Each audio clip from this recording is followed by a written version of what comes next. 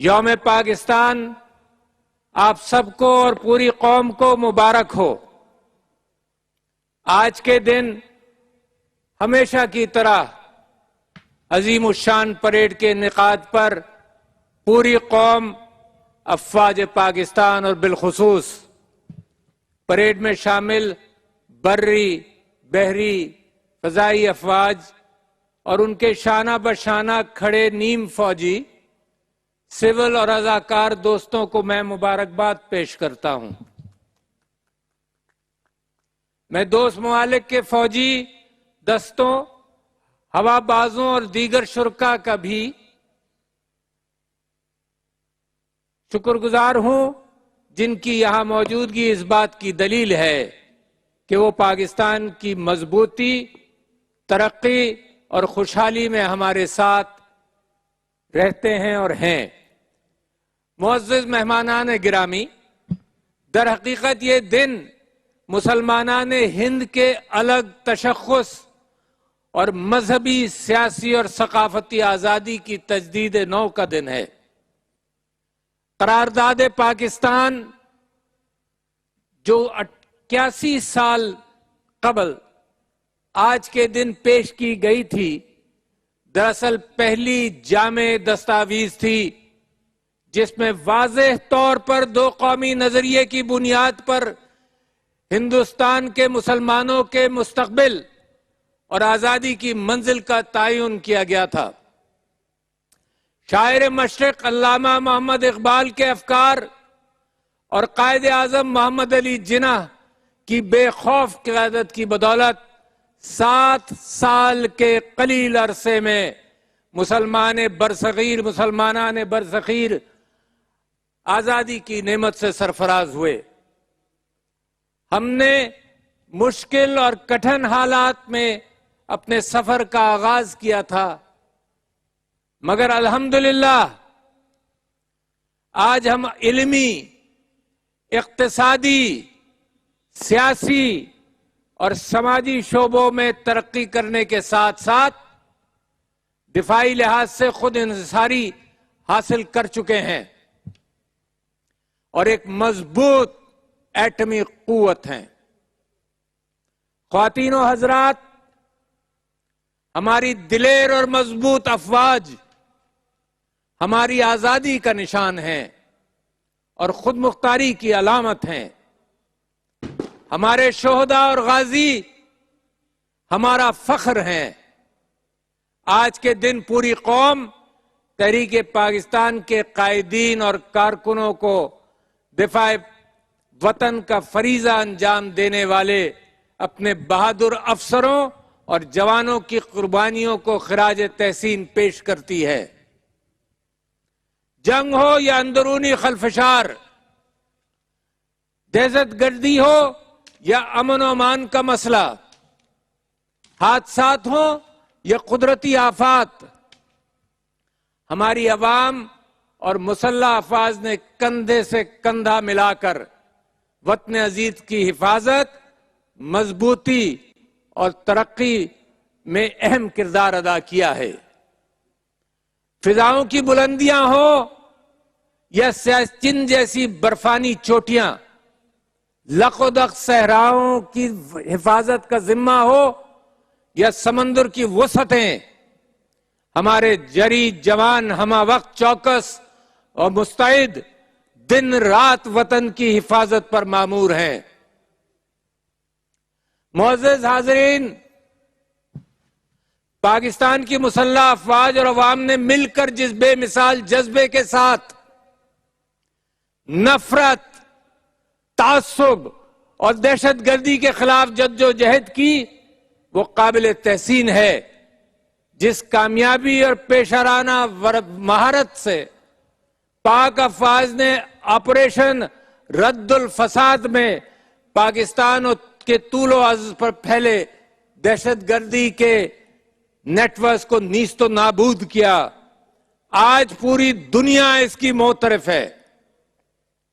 گزشتہ سال سے دنیا کو کورونا کی خطرناک وبا کا سامنا ہے، اور ہم نے کم وسائل کے باوجود جس طرح قومی آگہی، نظم و ضبط اور ذمہ داری کے ساتھ عام مزدور کا احساس رکھتے ہوئے اس چیلنج کا مقابلہ کیا، اپنی نمازیں قائم رکھیں، وہ بہت سے ترقی یافتہ ممالک کے لیے بھی ایک مثال ٹھہرا ہے۔ ہم اس وبا پر بہت جلد مکمل طور پر قابو پا لیں گے، مگر یاد رکھیے کہ احتیاط لازمی ہے۔ مکمل طور اپنی معیشت اور معاشرت میں مزید ترقی کے لیے ہم پرعزم ہیں اور رہیں گے۔ خواتین و حضرات، دنیا کے حالات تیزی سے بدل رہے ہیں۔ سائنس و ٹیکنالوجی اور فن حرفت میں نہیں بلکہ معیشت و معاشرت، سیاست اور سفارت کے شعبوں میں بھی انقلابی تبدیلیاں رونما ہو رہی ہیں۔ ہمیں بھی ایک زندہ قوم ہونے کا ثبوت دیتے ہوئے آگے بڑھنا ہے۔ ہمیں اپنے اسلامی ورثے، بڑی اہم بات ہے، ہمیں اپنے اسلامی ورثے، قومی نظریات اور روایات کا پاس رکھتے ہوئے ترقی اور جدت کے دور میں اپنی صلاحیتوں کو بروئے کار لاتے ہوئے پاکستان کو حقیقی معنوں میں ایک اسلامی، جمہوری اور فلاحی مملکت کے طور پر منوانا ہے۔ آج کے دن کا تقاضا ہے کہ ہم اس مقصد کو پورا کرنے کے لیے خود کو وقف کر دیں اور پاکستان کی ترقی اور خوشحالی کے لیے یکجا اور متحد ہو جائیں۔ معزز حاضرین اکرام، ہم اپنے وطن کے ساتھ ساتھ پورے خطے میں امن اور سلامتی چاہتے ہیں اور ترقی کے خواہش مند ہیں، اور اس کے لیے عملی طور پر کوشاں بھی ہیں۔ بدقسمتی سے گزشتہ کئی دہائیوں سے جارحانہ عزائم، باہمی تنازعات، دہشت گردی، تعصب، نفرت اور سازشوں نے جنوبی ایشیا ہی نہیں بلکہ پورے خطے کے حالات کو مخدوش کر رکھا ہے۔ پاکستان کا قیام پرامن بقائے باہمی کے اصولوں پر عمل میں آیا تھا، اور یہی عنصر ہماری خارجہ پالیسی کا بنیادی جزو ہے۔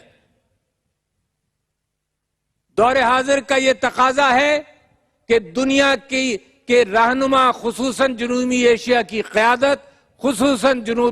کی قیادت نفرت، تعصب اور مذہبی انتہا پسندی کی سیاست کو ترک کر کے اس خطے کو خوشحالی اور امن سے روشناس کروائے، جو کہ سامراج کے خلاف ہماری حقیقی جدوجہد آزادی کا مقصد تھا۔ ہم اچھی نیت اور امن کی خواہش کے ساتھ آگے بڑھنے کے خواہش مند ہیں۔ اس خواہش کو ہماری کمزوری ہرگز خیال نہ کیا جائے، اور ہم اپنی سلامتی اور دفاع کے لیے پرعزم اور ہر قسم کی صلاحیتوں سے لیس ہیں، اور اپنی آزادی کا ہر قیمت پر دفاع کریں گے۔ خواتین و حضرات، کشمیر اور کشمیری عوام کے ساتھ روا رکھے جانے والے ظلم و ستم پر پاکستان سمیت پوری دنیا کو تشویش ہے۔ کشمیر میں آج جو کچھ ہو رہا ہے وہ انسانی المیہ بن چکا ہے۔ ہندوستان کی جانب سے بالخصوص 5 اگست 2019 اور اس کے بعد کے اقدامات، اقوام متحدہ کے چارٹر، سیکیورٹی کونسل کی قراردادوں اور تمام باہمی معاہدوں کی کھلی خلاف ورزی ہیں۔ اقوام متحدہ کی قراردادیں کشمیر کو بین الاقوامی تنازع تسلیم کرتی ہیں، اور بلا شبہ جنوبی ایشیا میں پائیدار امن کا قیام مسئلہ کشمیر کے منصفانہ حل سے مشروط ہے۔ خواتین و حضرات، میں کشمیری بہنوں اور بھائیوں کو یقین دلاتا ہوں کہ مشکل کے اس گھڑی میں پوری پاکستانی قوم آپ کے ساتھ کھڑی ہے اور کھڑی رہے گی۔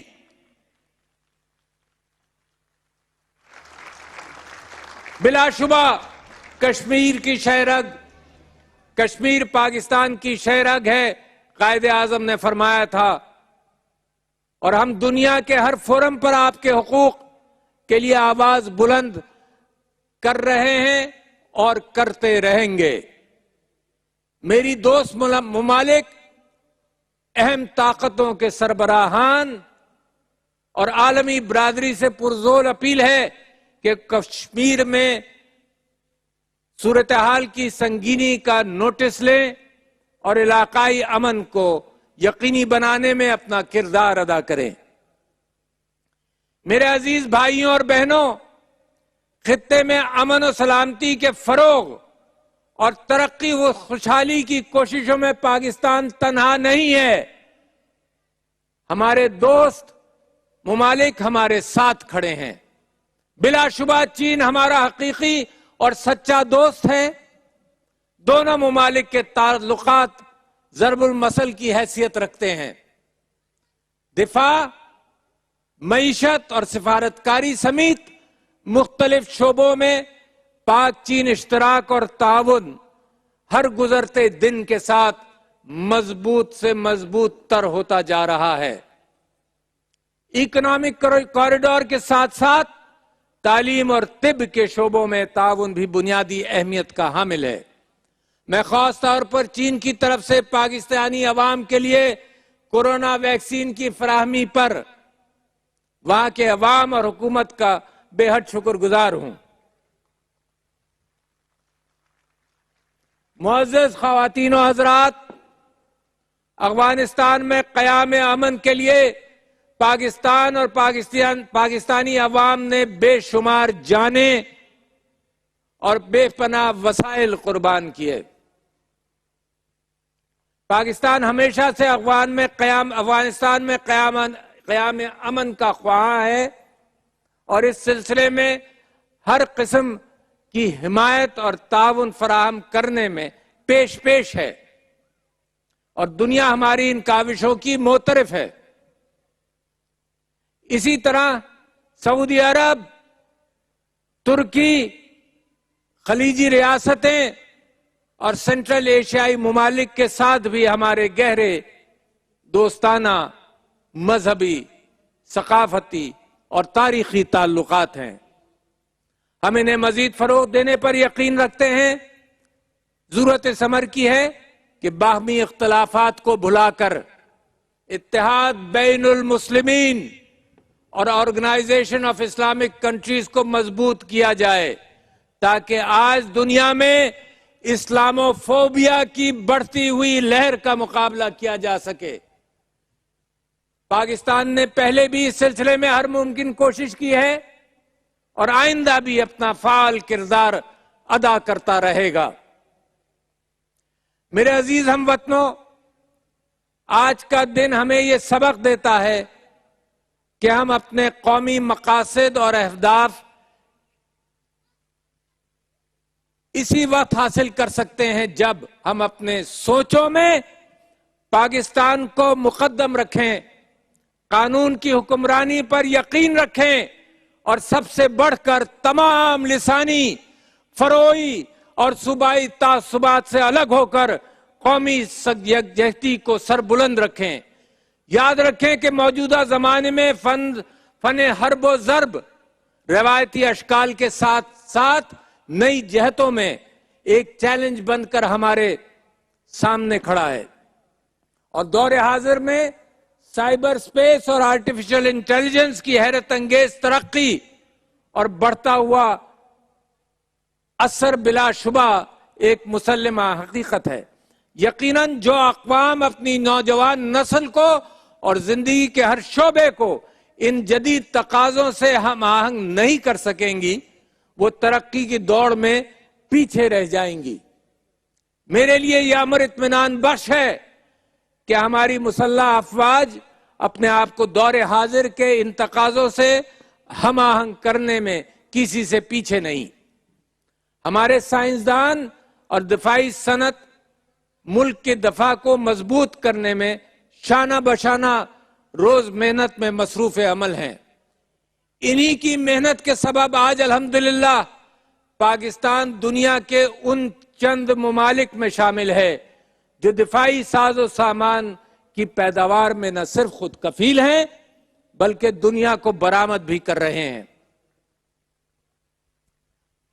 ایک قوم ایک منزل کے عزم کو سامنے رکھتے ہوئے آئیے آج یہ عہد کریں کہ جس طرح یکجان ہو کر ہم نے آزادی کی منزل حاصل کی تھی اسی طرح ترقی اور خوشحالی کی منزل بھی حاصل کریں گے.